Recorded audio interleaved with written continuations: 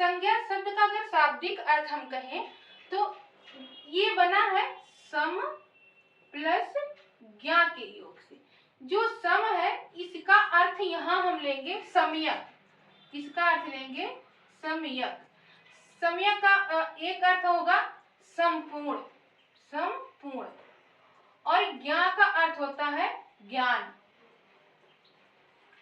अर्थात जो हमें संपूर्ण ज्ञान कराए, यानी सब कुछ बताए, सबकी पहचान कराए, वो क्या है?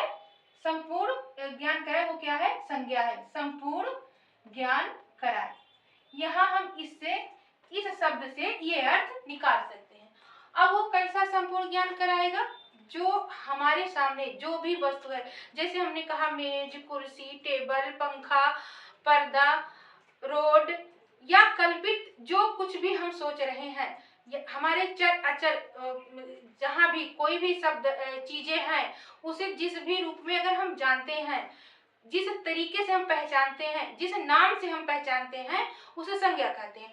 तो कहने का अर्थ यह है कि इस संज्ञा को हम एक अर्थ ले सकते हैं नाम से, कि यानी किसी भी वस्तु के नाम को, किसी भी चीज के नाम को, चाहे वो प्राणीवाचक हो, चाहे वो अप्राणीवाचक हो, चाहे वो भाववाचक हो, चाहे वो दशावाचक हो, किसी भी तरीके का हो, या स्थान का नाम हो, तो नाम को हम संज्ञा कहेंगे। यानी किसी का जो पहचान बताए, पहचान बताए। जब आप जिस तरीके से जिसको पहचानते हैं, जैसे अगर हम कह दिए कि मोहन, तो हम सिर्फ मोहन को ही बुलाएंगे। हमने कहा कि आज हमें जयपुर जाना है, तो कंफर्म है कि सुनने वाले समझ गए हैं कि किस नगर में जाना है, जयपुर वाले नगर में जाना है, जयपुर ही जाएंगे, किसी दूसरे नगर में, उन्हें दिल्ली नहीं समझ लेंगे कि हम दिल्ली जा रहे हैं। परिभाषा क्या है, हम जो विद्वानों ने परिभाषा दिया है उसको देख लेते हैं। कहा है कि किसी भी व्यक्ति, वस्तु, स्थान, भाव, दशा के नाम को संज्ञा कहते हैं। जैसे क्या है?